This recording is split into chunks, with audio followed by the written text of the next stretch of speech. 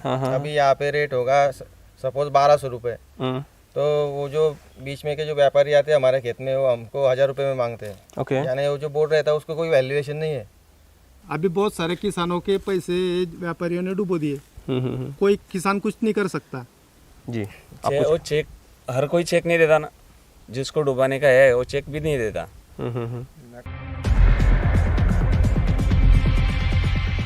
Agriculture process में जब भी बात होती है तो हम सिर्फ एमएसपी की बात करते हैं, या फिर प्रक्रियावादी प्रोसेस में उसके आगे जाए तो ये बात करते हैं कि मार्केटाइजेशन कैसा हुआ है, प्राइवेट मार्केटाइजेशन हुआ या फिर रिपीट मार्केटाइजेशन।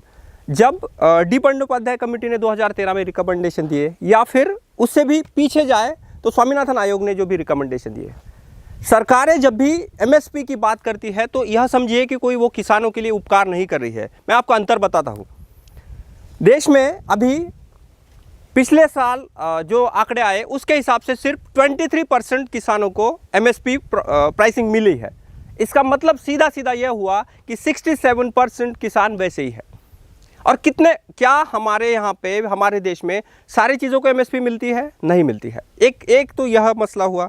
दूसरा मसला है कि हम जब भी किसानी की या फिर फार्मिंग की बात करते हैं तो हम स्टॉप हो जाते हैं, वो तो गेहूँ या फिर धान या फिर कपास, इन चीज़ों पर ही। लेकिन बाकी जो इम्पोर्टेंट चीज़ें हैं, जैसा कश्मीर में सेब निकलता है, अगर नासिक में जाएंगे आप तो वहाँ प्याज निकलता है। हर एक स्टेट की एक विशेषताएं है। वैसी ही एक विशेषताएं खानदेश महाराष्ट्र से है, वो है केली। वहाँ पे बहुत सारे फार्मर्स इसी फार्मिंग में इन्वॉल्व है। उसी के साथ वो कपास कॉटन का भी फार्मिंग करते हैं। अब यह अंतर देखिए, जब मैंने 2 साल पहले भी लिखा था कि रिलायंस ने उनके जो इंश्योरेंस प्रोसेस है, जो फार्मिंग की इंश्योरेंस प्रोसेस है, जितना उन्होंने इन्वॉल्व किया था, 100 करोड़ का इन्वेस्टमेंट था, तो रिलायंस ने उसी साल इंश्योरेंस से, फार्मिंग इंश्योरेंस से 300 करोड़ कमाया था।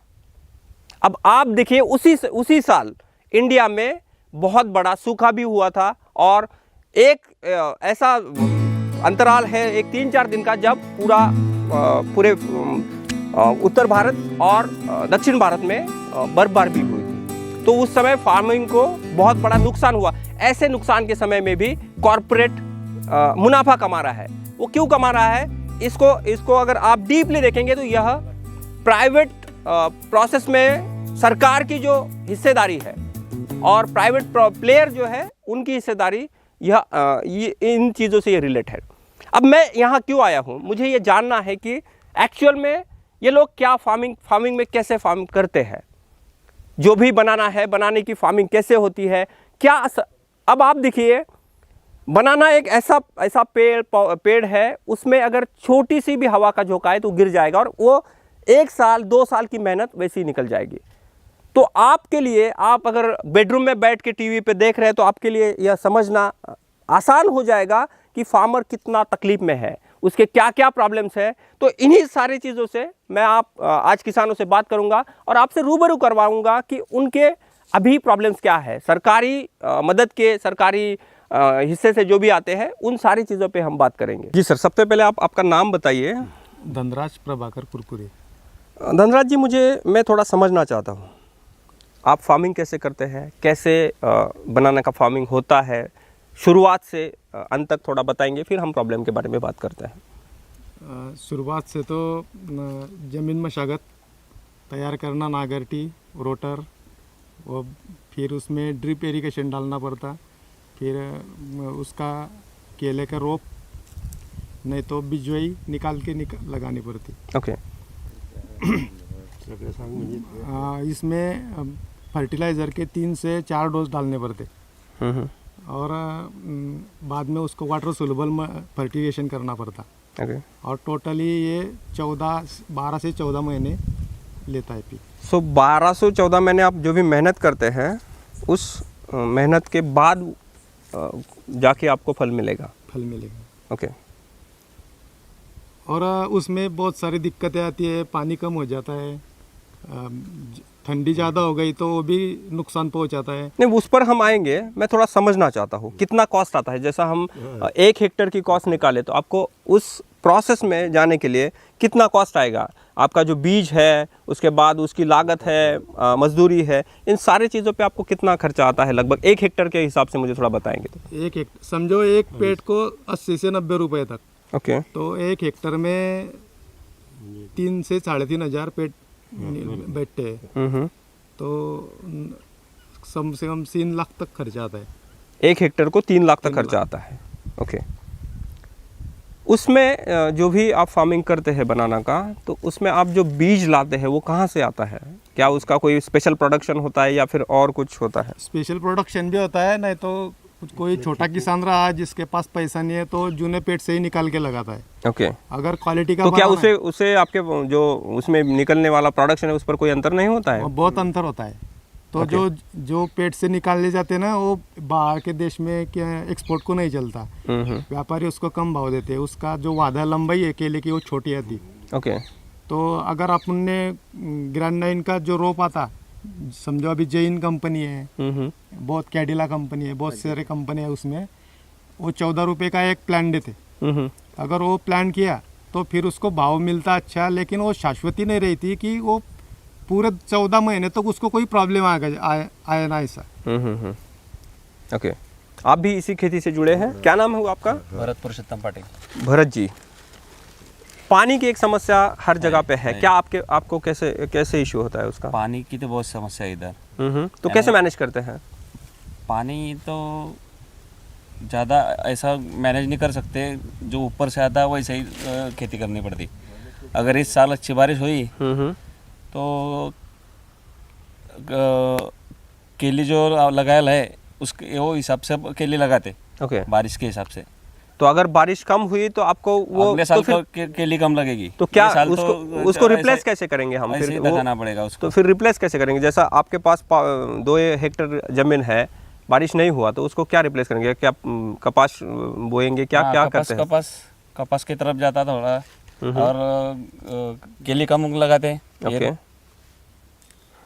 जब भी बात होती है एमएसपी की या फिर प्रोडक्शन कॉस्ट की, सबसे पहले तो ये बताइए कि आपका जो प्रोडक्शन है उसका कॉस्ट कितना बेयर कर जाता है, कितना आपको प्रॉफिट मिलता है परसेंटेज में निकाला जाए तो?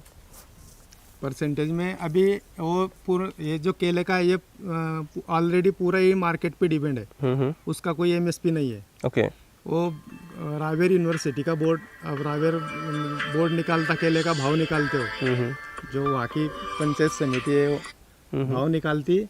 और अभी आज का रेट समझो 1200 रुपये क्विंटल है, 12 रुपये किलो है, लेकिन यहाँ व्यापारी कुछ भी फल निकालते हैं, वो केले में लंबाई कम है। मैं आपको रोकना चाहता हूँ। अभी एग्रीकल्चर के जो नॉर्म्स चेंजेस हुए हैं, कुछ बदलाव किए हैं केंद्र सरकार ने, तब यह दलील दी गई कि ओपन मार्केट होगा तो किसानों को सारी चीज़ें अच्छा एमएसपी का रेट मिलेगा, सारी चीज़ें मिलेगी। आप यह कह रहे हैं कि ऑलरेडी आपके पास एमएसपी नहीं है और ओपन मार्केट होने की वजह से सारी प्रॉब्लम्स है, यही कह रहे हैं आप? हाँ ठीक है, बराबर है जी। ओपन मार्केट होके भी अगर भाव नहीं मिलता है तो उसका कोई फायदा नहीं है। अभी जो हम किसान तो खुद नहीं बेच सकते, क्योंकि सब किसान बहुत करके किसान जो पढ़े लिखे नहीं होते हैं, उसको ऑनलाइन उस पर अपलोड करना, वो व्यापारी से कनेक्ट होना, बाहर के व्यापारी। अभी समझो दिल्ली का व्यापारी ने हमसे कनेक्शन किया तो हम पैसे की गारंटी कौन लेगा? हाँ, वो एपीएमसी अगर आपको सपोर्ट करेगा तो एपीएमसी उसका गारंटी रहता है। हाँ। ओके। अभी समझो दिल्ली हमारा कांटेक्ट हो गया उनसे, उसने हमारे माल खरीद लिया, पैसे नहीं दिया, चेक दिया, बाउंस हो गया। अभी अब बहुत सारे केसेस ऐसे ही हो रहे कि व्यापारी हमको चेक देते, वो चेक बैंक में गया तो वो बाउंस हो जाता, उस पर सरकार का कोई ये मार्जिन नहीं है कि चेक बाउंस हो गया तो उसको पहले व्यापारी को अटक होना चाहिए। हाँ, लेकिन व्यापारी को कुछ नहीं होता। लेकिन शायद आप उसको आर्टिकल 138 में उस पर ये कर सकते हैं, एफआईआर रजिस्टर कर सकते हैं। एफआईआर रजिस्टर कर सकते हैं, लेकिन कैसा भी शेतकरी को दिन में इतने काम रहते किसान को खेत में कि वो कोर्ट में जाना और उसके खिलाफ गवाही देनी ना, चक्रा लगाना, वो भी नहीं जमता। हमें वो कैसा व्यापारी कोर्ट से भी वकील लगा के छूट जाता जमीन पे। ओके। अभी बहुत सारे किसानों के पैसे व्यापारियों ने डुबो दिए, कोई किसान कुछ नहीं कर सकता। जी। वो चेक हर कोई चेक नहीं देता ना, जिसको डुबाने का है वो चेक भी नहीं देता। नकली भी दे देता, वो नहीं देता नहीं हो। भाव सबसे ज़्यादा दिक्कत वही है कि केला साल भर में मेहनत करने के बाद भी अपने को पैसे वापस आएंगे इसकी गारंटी नहीं व्यापारी की तरफ से। बेचना सबसे बड़ी दिक्कत हो गई अभी। बेचना सबसे बड़ी दिक्कत हुई है, उस पर हम थोड़ा सा आगे बढ़ेंगे। बेचने के इस पर तो मैं बात करना ही चाहता हूँ। मैं उससे पहले ये जानना चाहता हूँ कि वो इंश्योरेंस का जो प्रोसेस है आपका, वो कितना, कैसा, आप कितना उसको ये करते हैं, कितना आपका प्रीमियम होता है, कितना रिटर्न आता है, क्या क्या उसमें प्रॉब्लम्स है, सरकारी जो भी बाबूगिरी है वो कैसे आपको तकलीफ देती है? थोड़ा अगर खुल के बताएंगे तो लोगों को पता चलेगा कि क्या चल रहा है। अभी केले के इंश्योरेंस में हाँ। कौन से? अब जो भी ओवरऑल फार्मिंग का इंश्योरेंस है हम तो ज़्यादा केले के निकालते।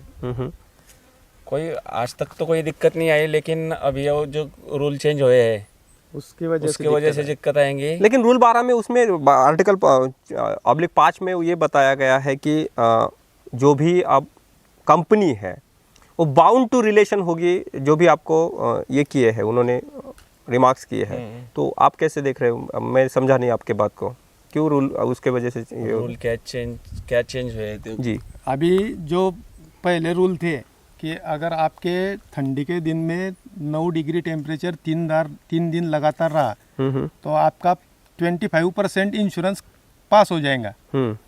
वो ठीक भी था। अगर धूपकाले में 40 की स्पीड से जब आपकी हवा चली खेत में तो आपका 25% इंश्योरेंस हो जाएगा। ओके। अभी ये 2-4 साल में ऐसी दिक्कतें आती है कि लगातार 3 दिन अगर 9 डिग्री टेम्परेचर रहा तो 7 डिग्री टेम्परेचर रहा तो केले का 25% बराबर नुकसान होता था। और वो क्लेम भी देते थे, वो इंश्योरेंस के पैसे भी रेगुलर देते थे। अभी इस साल उन्होंने सिर्फ केले के जो निकष है बोलते उसको, केले के जो इंश्योरेंस के, वो चेंज करे है। अभी हमको ज़्यादा जानकारी नहीं उसमें, लेकिन नहीं, मैं उस दिन पढ़ रहा था अभी वो जो आप जिस रूल की बात कर रहे हैं, तो उसमें वो कह रहे हैं कि अगर सरकार इंटीमेट करे और सरकार के जो भी वहाँ पे आला अफसर है, जो वहाँ पे IIM में हो या फिर रिसर्च सेंटर में हो, वो अगर उस हवा का अनुमान यह करे कि वो 40 डिग्री से 40 के स्पीड से चलने वाली हवा थी, वो भी उतनी ही घातक थी, तो कोर्ट में या फिर लीगली उनको बाउंड किया जा सकता है कंपनीज को। तो अभी वो तो अभी तुम यहाँ केले में तो सिर्फ 35 की स्पीड से हवा थी जो कि उसने अपने हवामान केंद्र पे दिखाया था, लेकिन मेरा 50% नुकसान हो गया। ओके। तो उसका कुछ हर्जाना नहीं मिलता है? वो कैसा रहता, वो 50। अभी इसके भी रूल ऐसे है कि अगर धूपकाले में 40 की स्पीड से गए तो इंश्योरेंस क्लेम पास नहीं, वो तो इंश्योरेंस की तो एक अलग बात है। मैं सरकारी अनुदान की बात कर, हर्जाने की बात कर रहा हूँ। सरकारी हर्जाना तो मिलता ही नहीं, कुछ भी मिलता कुछ भी नहीं मिलता। अभी मेरा पंचनामा हो गया, तलाटिया है वो उसने पंचनामा कर दिया, लेकिन कुछ नहीं मिलेगा। मेरे को मालूम है कि वो कुछ नहीं मिलेगा। क्यों ऐसे होता है? आपको क्यों इतना भरोसा है इन सारी व्यवस्थाओं पे? आज तक बहुत बार किया था, बहुत बार हुआ पंचनामा, कुछ भी नहीं मिला। सरकारी बाबू आते, पंचनामा करते, सब प्रोसीजर होता। 1-2 साल विरोधक भी विधान भवन में हमारे तरफ उधर वादड़ हो गया, उनको भरपाई दो, ऐसा दो, चलता। अभी पिछले साल MP में जब इधर वादड़ आया तो MP महाराष्ट्र के बाउंड्री पे 1 लाख रुपए प्रति हेक्टेयर उनको मिला, और उधर के ही गांव के इधर वाले गांव को नहीं मिला। महाराष्ट्र सरकार के, MP सरकार के किसानों को मिला, महाराष्ट्र सरकार के किसानों को नहीं मिला। अभी हमारे जो आमदार थे हरिभाऊ जावड़े, उन्होंने ये बात विधान भवन में भी उठाई थी, लेकिन उसका क्या हुआ कुछ पता नहीं लगा, आगे किसी को नहीं मिला। ओके।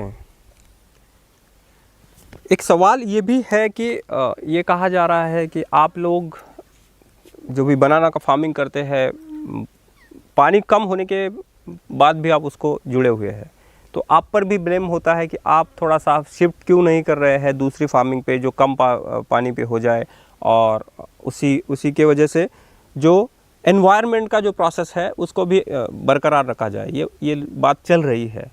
तो क्या शिफ्टिंग के गेयर्स है आपके पास? क्या बनाना छोड़ के कोई कुछ भी यहाँ इस फार्मिंग में नहीं हो सकता आपकी जो ये है? अभी हमारे खेत में ज्वार होती। ओके। अभी इस साल ज्वार का तो जितना खर्चा है उतना भी नहीं निकला।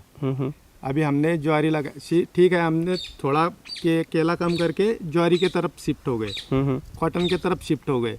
अभी ज्वार का ऐसा है जो बारिश अभी बाद में हुई, उससे पूरी ज्वारी काली हो गई।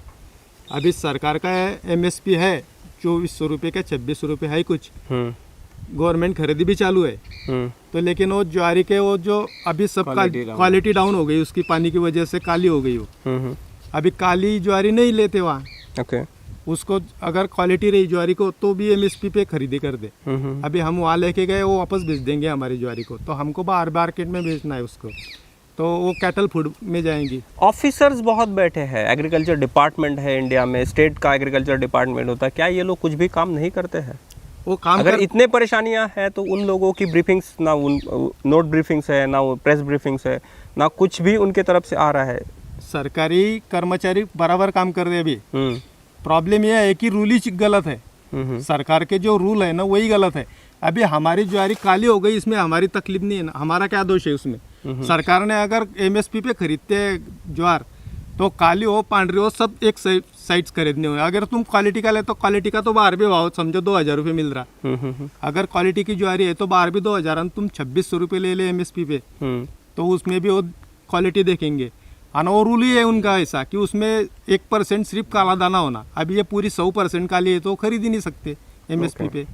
तो हमारी मजबूरी है कि हमको बाहर ही बेचना है उसको, व्यापारी को। व्यापारी अभी 1000 रुपये भाव दे रहे, 800 रुपये दे रहे। 2-3 परेशानियां अगर आपको गिनाना है आपकी जो बनाना का फार्मिंग है इसके बारे में, तो क्या क्या सबसे इम्पोर्टेंट परेशानी है जिस पर सरकारी बाबू या फिर अलाप सर उस पर काम करके आपको सॉर्ट आउट कर दे, ताकि आपको थोड़ा सा कुछ रियायत मिल जाए? क्या है ऐसी कुछ परेशानियाँ? एक यानी जो केला बेचते हैं हम, उसके पैसे हमको बराबर मिलने चाहिए। ओके।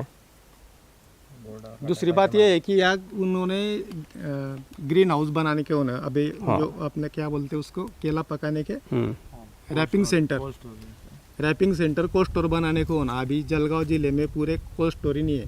ओके। तो कैसा होता है कि उसमें सरकार ने दखल देने को होना। जिसका कोल्ड स्टोरेज है व्यापारी का, वो अच्छा भाव देता है, जो बाहर बेचते हैं ना, एक्सपोर्ट को चालना देने को होना। जो बाहर अभी हमारी क्वालिटी ऐसी है कि हम अभी इसके पिछले साल सऊदी अरब गया माल। आप इंपोर्ट करते हैं, एक्सपोर्ट करते हैं? एक्सपोर्ट तरफ जैन ने भेजा था, जैन कंपनी के तरफ से एक्सपोर्ट में भी गई हमारे गांव से केली। लेकिन वो क्या है, 100 बगीचे में से एक अधिक बगीचा सिलेक्ट करते हो एक्सपोर्ट की वजह से। ओके। और उसमें जो खर्चा बहुत आता है, जो बड़ा किसान है वही कर सकता है। उसमें वो स्प्रे करना 8-8 दिन के बाद, उसको स्कर्टिंग बैग लगाना, और वो जब फल वो निकलता है उसका फूल, उसमें इंजेक्शन लगाना, ये बहुत सारा खर्चे का विषय है। अभी जैन कॉन्ट्रैक्ट करती किसानों से कि तुम ऐसे करो, मैं तुम्हारी के लिए एक्सपोर्ट करेंगे। ओके। अभी वो हमको बाहर मार्केट के भाव से 100-150 रुपये ज़्यादा भाव देते। अभी पिछले साल जैन कंपनी ने भी पेमेंट नहीं किया अभी किसानों का। जो किसानों ने जैन को दिया, अभी 4-4, 6-6 महीने, 8-8 महीने हो जाते, वो पेमेंट नहीं करते। तो इससे दिक्कत आ जाए कि नवीन जो लागवड़ रहती है उनको, किसानों को प्रॉब्लम आ जाता पैसों का। ओके। जो भी आपको पिछले साल आपके बारे में एक रिपोर्ट आया था बनाना के बारे में कि आपका जो क्वालिटी है वो क्वालिटी मैच नहीं कर रहा है कुछ इंपोर्ट होने वाले केले से, उसी वजह से वो बनाना उसको जो रेट मिलना चाहिए वो नहीं मिल रहा है मार्केट में। लेकिन उसी के साथ एक और चिंता है, आप अगर मार्केट में जाएंगे खरीदने के लिए तो बनाना महंगा होता जा रहा है। आप कह रहे, खुद किसान होके ये कह रहे हैं कि आपका बनाना उस क्वांटिटी से या फिर उस स्पीड से महंगा नहीं हो रहा है। आज भी आप बनाना खरीदे तो एक 50 रुपये 60 रुपये कम से कम दर्जन का रेट है। तो कैसे आपको मिलता है रेट का, क्या है ये है रेट? अभी तुम बोल रहे 50-60 मिलते, हमको सिर्फ 8-9 रुपये मिल रहे हैं किलो का। तो किलो में कितना जाता है? उतना ही आता समझो दर्जन तक, एक दर्जन तक 1 किलो में बैठ जाता है। तो आप 8 रुपये 9 रुपये अभी भी बेच रहे हैं? हाँ। ये आप कह रहे हैं ऑन कैमरा, ये कह रहे हैं आप? हाँ। ओके। और जहाँ वो खाने वाले को 50-60 रुपए से कमी नहीं होता। तो बीच में कमा कौन रहा है? क्या दलाल कमा रहे हैं, क्या जो भी बेचने वाले हैं वो कमा रहे हैं, या छोटे दुकानदार कमा रहे हैं? क्या कैसा है ये रूल? बीच में बहुत सारे हैं। एक तो हमारे पास से जो व्यापारी किसान खरीदते हैं वो भी दलाल लगाता बीच में। वो दलाल देखता बगीचे, वो व्यापारी को बेचता, वो 20-25 रुपये क्विंटल पे निकालता। फिर व्यापारी बड़े व्यापारी को बेचता है। व्यापारी गाड़ी भर के लेके जाता है यहाँ से, वहाँ समझो दिल्ली, यूपी, वहाँ पे, और उसकी वो कोल्ड स्टोर रहता है, वो पकाने के बाद उसका और रेट बढ़ जाता है। 1 मिनट में आप रोक रहा हूँ। अभी सरकार यह कह रही है कि अब डायरेक्ट आप किसान होके पंजाब बेचने जाओगे तो भी चलेगा। कैसे बेचोगे? मेरे मन में ये सवाल है। सरकार ने तो कह दिया, केंद्र सरकार कह रही है कि अब किसान खुद का खुद बेच लेंगे। कैसे बेचेंगे आप? अगर आप अभी इतना सिस्टम होने के बाद भी आप 8 रुपये 10 रुपये में ही बेच रहे हैं तो ओपन मार्केट में क्या किसान बच पाएगा? नहीं, इसमें कैसा है, ओपन मार्केट में तो बेच ही नहीं सकते, क्योंकि वो सामने वाला व्यापारी तो इधर नहीं है, वो समझो दिल्ली में है, यूपी में है। अभी हमारी केली कैसी है, जो अभी जो व्यापारी खुद आंखों से देखते हैं जब भी खरीदते हैं, क्योंकि हर स्टेशन को अलग अलग केला लगता है। कोई स्टेशन पे गोलाई ज़्यादा लगती है, कोई स्टेशन पे क्वांटिटी ज़्यादा लगती है केले में, 1 किलो में ज़्यादा क्वांटिटी केले मिलने को होना, कोई स्टेशन पे 1 किलो में कम केले। स्टेशन से मतलब आप स्टेशन वर्ड यूज़ कर रहे हैं, मैं नहीं समझ रहा हूँ। कोई जगह पे ओके, यानी जैसे हर शहर में अलग, यानी हर स्टेट का या फिर इसका उसको स्टेशन कहते हैं आप टेक्निकल लैंग्वेज में। ओके, तो हर स्टेट का एरिया, हर जिले में डिमांड अलग अलग है। केले की लोगों की क्वालिटी जैसी, मांग डिमांड जैसी है। यानी दिल्ली में अच्छा केला होना, जम्मू कश्मीर में अच्छा केला बिकता है, यानी भाव ज़्यादा मिलता है। लोकल जहाँ राजस्थान में कुछ किलो से बेचते हैं, जहाँ गिनती से बेचते हैं वो पतला केला होना उनको, ऐसा अलग अलग डिमांड रहती।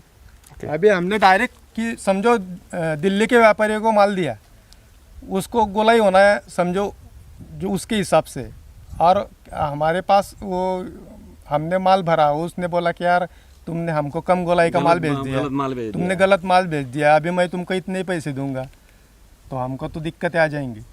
ये जो पिछली बार स्प्रे दिए थे हमको, ये जो बुरशी आती किलो करपा बोल के, तो 2-3 साल तक दिए, अभी बंद कर दिया गवर्नमेंट ने वो देने को होना। ओके, यानी लगता ही है वो। हमारा बोर्ड अभी रावेर से निकलता है, बरहानपुर से। यानी आपके इसका रेट जो है वो कोई दूसरा डिसाइड करता है? पंचायत समिति से निकलता है। अभी यहाँ पे रेट होगा सपोज 1200 रुपये, तो वो जो बीच में के जो व्यापारी आते हैं हमारे खेत में, वो हमको 1000 रुपये में मांगते हैं। ओके, यानी वो जो बोर्ड रहता है उसको कोई वैल्यूएशन नहीं है। और किसान का ऐसा रहता है, ये सड़ने वाली चीज़ है, ये रख नहीं सकते आप। अगर इसको रखा 2-4 दिन, अपन ने भी ये किया कुछ, तो ख़राब हो जाता है, नुकसान अपना ही होता है। तो किसान क्या सोचता है, जान दो 1200 के 1000 भी मिले तो बेचना तो है, नुकसान तो नहीं कर सकते। वो भाव पे जो भाव निकाला है वो भाव हमको मिलने को होना। ओके, तो उसके लिए कोई बोर्ड चाहिए, ऐसा कह रहे हैं आप? बोर्ड है पर उस पे कटता नहीं कोई माल।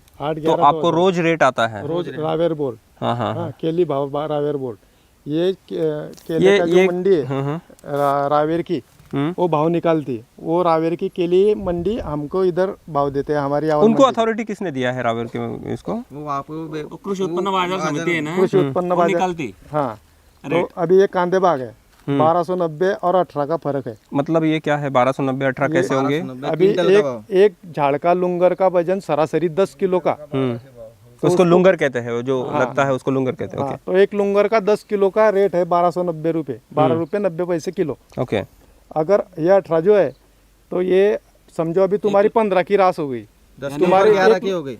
एक लुंगर का वेट 15 आ गया, 15 किलो आ गया, तो फिर वो 5% के हिसाब से बढ़ेंगे। ओके, ये 18 रुपये है ना, तो 18 पंचे 90, म्हणजे इसमें और 90 रुपये ऐड होंगे, क्योंकि क्वालिटी अच्छी जैसे होती जाएंगी वैसे रेट बढ़ता जाएगा किलो का। वो तो है दिया हुआ, पर वैसा कोई मिलता ही नहीं, ये मिलता भी नहीं है। मिलता भी नहीं। अभी ये 1290 प्लस 90 कर दिए तुमने, तो समझो 1400 के लगभग भाव होना, लेकिन आज हमको एक्चुअली भाव मिल रहा है यहाँ 800 रुपये, 800 रुपये 900 रुपये, ज़्यादा से ज़्यादा 900 रुपये जिसकी क्वालिटी होंगी उसका। यावल पंचायत समिति APMC, सभापति ने उसने मैसेज भेजा है ये आज का रेट। ओके किसानों ये को बोर्ड निकालते रावेर वाले और लागू करते यावल वाले, ये यावल वाले निकालते नहीं यहाँ। ओके और वहाँ का भी बोर्ड जो चल रहा है या रावेर का, वो लगभग बरहानपुर को फॉलो सामने रख करता के है, निकालते हो। फॉलो करता है। बरहानपुर पे वो लीलाव पद्धत है, ओके यहाँ से गाड़ी तो भटकेगा कि वो वहाँ पे लीलाव के हिसाब से वो बोर्ड निकालते। हम्म। बरहानपुर में लीलाव चलता केले का, वहाँ सब व्यापारी आते हैं, वो लीलाव चलता वहाँ, तो उसके हिसाब से रावेर वाले बोर्ड निकालते और रावेर का बोर्ड फॉलो करते। यावल, जलगांव, चोपड़ा। ओके 10-20 रुपए का कम ज़्यादा फर्क रहता क्वालिटी के हिसाब से। हम्म। लेकिन वो बोर्ड, आज की शेतकरी की दिक्कत यही है कि वो बोर्ड का जो निकाल रहे वो सही भाव निकाल रहे, मिल हमारे नहीं हिसाब- रहा है। वो मिल नहीं रहा है। व्यापारी तो हमसे वो एमएसपी जैसा ही हुआ कि एमएसपी तो निकल जाता है लेकिन मिलता किसी को नहीं। मिलता किसी को नहीं है, ऐसी बात है। अभी MSP का प्रॉब्लम है। अभी मक्का खरीदी कर रहे, हम्म। ऑनलाइन खरीदी नोंदनी करनी है। हमने ऑनलाइन, मेरे अभी 160 का नंबर है, 160वां नंबर है मेरे मक्की खरीदी करने का हुआ। मैं अभी मक्की लेके जाऊंगा, 160वां नंबर है। रोज के दो न एक 2-3 शेतकरी का, किसानों का गिना जाता। अभी मेरा 160 का है, भाई का 500। आप ये कह रहे हैं कि दिन में 101, 2, 3 किसानों का गिना जाएगा, आपका 160 नंबर है, तो कितने दिन लगेंगे? तो आप 3 महीने वैसे ही बैठे रहेंगे। हाँ। और दूसरी दिक्कत ये है कि अभी मेरा तो समझो 160 है, जो जिस दिन ऑनलाइन शुरू हो गया उसी दिन मैंने पहले घंटे में किया हो ऑनलाइन। ये एक ही दिन में 2-3 केस क्यों करते हैं? उनके पास क्या संसाधन नहीं है क्या? संसाधनों की कमी है। वो क्या करते हैं, तोलाई मोपाई हमाली से आदमियों से करते हैं। उसके जो डायरेक्ट टन काटे पे होना गिनना, तो ट्रॉली आई ना तो डायरेक्ट टन काटे पे गिनना होगा। वो 1-1 क्विंटल गिनते रहेंगे तो देर तो हो जाएंगी ना। दिन भर में 200 क्विंटल गिनेंगे, वो 300 क्विंटल तो क्या गिनेंगे। उनके पास बड़ा काटा नहीं है? बड़ा काटा है, लेकिन बड़े काटे से खरीदते नहीं हो, वो हाथ से ही खरीदते हैं, बड़े 1-1 कांटे से क्विंटल लमसम से। माल जाता है, छोटे कांटे से ज़्यादा माल मिलता है उनको। नहीं लेकिन ये वो तो ठीक है, परेशानी का मैं ये बता, आप ये कह रहे हैं कि किसी किसान का 160 नंबर है, वो 90 दिन बेचने के लिए रुकेगा, उसको घर में रखना पड़ेगा। उसका नुकसान होगा घर में रखने की, उसको दिक्कतें अलग। और रखेगा कहाँ पे? अगर ये वातावरण भी कभी भी एटमॉस्फेयर चेंज हो जाता है, किसान 160 दिन उसको घर में रखेंगे। अगर बारिश आ गई तो उसको उठाओ वहाँ पे रखो, यानी किसान को तकलीफ ही तकलीफ है। वो रखेगा कहाँ पे इतने दिन? ये जो सिस्टम है MSP की, जो खरीदी करते, तो ये जानबूझ के कम से कम किसानों की खरीदी होने को होना।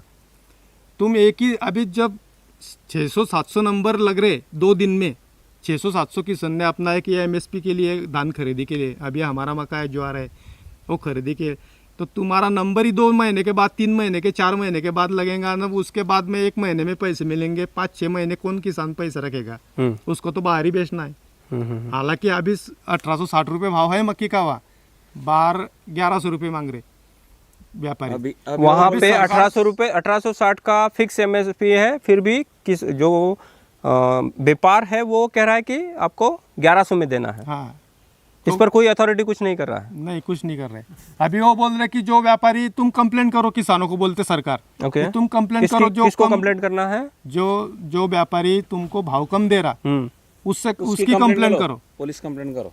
वो तुमको 1800 के MSP के नीचे भाव नहीं दे तो सकता। आप लोग क्यों नहीं करते कंप्लेंट? क्या दिक्कत है? अभी मैंने किया तो मेरे कौन से व्यापारी के जो मैं 1100 में जो ले रहा नहीं, हूँ, अगर मैं मेरे गर्दन पे कोई पैर रखेगा तो मैं उसके लिए ये करूँगा। अगर आप लोग सारे लोग, व्यापार कितना है, गिने चुने 10-20 लोग होंगे, आप इतने बड़े फार्मर्स हैं, तो क्या हम उसको जो कलेक्टिव एफर्ट है वो नहीं करते? सारे लोग एक जगह जमा होके क्या कंप्लेंट नहीं करते? एक दो FIR अगर हो गई तो सब के सब बंद कर देंगे तो लेना। आप क्यों कर, वो जो व्यापारी है ना, वो बंद कर देंगे ना, तो सरकारी अधिकारी होंगे वहाँ पे, आपको सरकार ये क्यों बंद कर देंगे? क्या उनके पास ये नहीं है?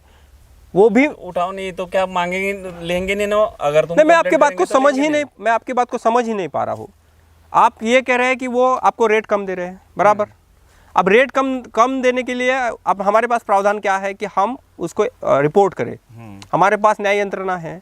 अब आप लोग अगर सारे लोग एकजुट हो जाए, सारे फार्मर्स, और वो अगर उसकी कंप्लेंट करे तो भी एफर्ट नहीं होगा। सबसे पहली दिक्कत यही है कि किसान सब एकजुट नहीं है। वो आपकी दिक्कत है फिर। हाँ, तो वही दिक्कत है। अभी तुम एक आंधी कर्मचारी को वो कंपनी पे स्ट्राइक कर देगा तो उसकी मांगी जाएगी। लेकिन ये किसानों का क्या है कि किसान ज़्यादा करके पढ़े लिखे नहीं है, इनको ये एकजुट नहीं होते। एकजुट इसलिए नहीं होते कि वो अभी समझो हम यहाँ का है, चितौड़ा का है, यावल के किसान अलग सोचेंगे, जलगांव का किसान अलग सोचेगा, चोपले का किसान अलग सोचेगा, वो बोलेंगे उसकी दिक्कत है वो देख लेंगा। किसान एकजुट नहीं है। मैं खुद फार्मिंग से आता हूँ, ठीक है, मेरी खुद की अभी भी खेती है और अभी भी हम उसको बहुत अच्छे से रखते हैं, ठीक है। तो मैं यही नहीं समझ रहा हूँ कि आप लोग एफर्ट करने में क्यों डरते हैं। क्या आपके पास कलेक्टर्स आपको सपोर्ट नहीं करेगा या फिर आपको कमिश्नर सपोर्ट नहीं करेगा? नहीं, सपोर्ट करने की बात नहीं है। पहली बात तो ये है कि किसानों के पास पैसा ही नहीं है, पहली दिक्कत ये। अगर वो 1100 रुपये में वो भी वो व्यापारी खरीद रहा तो उसके घर में किराना नहीं है, उसको मजदूरी को देने को पैसे नहीं है, और वो उसके केस कर दिया उसके ऊपर तो वो तो खरीद नहीं सकता। यहाँ गवर्नमेंट तो 3 महीने 4 महीने नंबर नहीं लगता खरीदी करने के लिए, तो इतने 5-6 महीने तक वो गुजारा नहीं कर सकता किसान। इसके लिए वो व्यापारी के विरुद्ध नहीं बोलता, व्यापारी के ऊपर केस नहीं करता हो। कोई भी किसान नहीं व्यापारी पे केस नहीं करता, उसने अगर कितना भी कम भाव दिया तो, क्योंकि उनकी मजबूरी है कि उनके पास पैसा ही नहीं है। अगर नहीं मांगने आया था अपने को, रख दो तुम्हारा, बेचना गवर्नमेंट को, हम थोड़ी लेने आए थे घर को, जरूरत है तो लाओ, ऐसे बोलते ना। केले का भी वैसा ही है। एडम स्मिथ ने लिखा था, एडम स्मिथ ने, या फिर आप अगर वेल्थ ऑफ द नेशन पढ़े एडम स्मिथ का, या फिर दास कैपिटल पढ़े मार्क्स का, तो कार्ल मार्क्स ने उस समय लिखा था कि जब भी भांडवलवाद बढ़ेगा तो सामान्य जन की चिंताओं के कोई असर नहीं होगा। अब यह देखिए कि इतने सारे किसान हैं, उनको निर्धारित रेट भी है, वो फिर एमएसपी का हो या फिर जो भी संस्थाएं उस पर काम कर रही है उनका हो, यह सारी चीज़ें उनके पास है, फिर भी उनकी परेशानी यह है कि उनको रेट नहीं मिलता। मार्केट में बिकने वाला 40 रुपये या फिर 50 रुपये दर्जन का बनाना उनके पास से सिर्फ 8 या 9 रुपये किलो से खरीदा जा रहा है। मैंने पिछले टाइम भी कहा था और अभी भी कह रहा हूँ कि जो एसी चेंबर में बैठी हुई हमारी लाल अफसरशाही है, ये लोग ग्राउंड से जब तक नहीं जुड़ेंगे तब तक किसानों की सारी समस्याओं का हल नहीं निकलेगा। अंबानी का रीच होना और लॉकडाउन में सबसे ज़्यादा रीच होना, ये कोई सिर्फ एक वर्ग की परेशानी नहीं है। अंबानी का परेशान होना इंडिया के सामान्य जन के और सामान्य किसानों के हकों की और हितों पर धावा होगा। हम, आप या फिर और कोई किसानों के और जो भी मुद्दे हैं और किसानों की जो भी परेशानियां हैं उनकी बात नहीं करेंगे तो जेब हमारी भी ढीली होगी, क्योंकि किसान का जो भी भांडवल शाही अफसरशाही के वजह से महंगा होगा तो हमें खरीदना महंगा ही पड़ेगा। ग्राउंड की यही परेशानियां हैं, इसी के साथ मैं आपको छोड़ जा रहा हूँ। टीम इंडिया बुलेटिन के लिए वीडियो जर्नलिस्ट सुशील घाटवड़, रोहन तुपकर और वैशाली भंगाड़ी के साथ मैं डॉक्टर रोहन भेंडे, इंडिया बुलेटिन के लिए न्यू दिल्ली से। Subscribe now and press the bell icon. Never miss an update.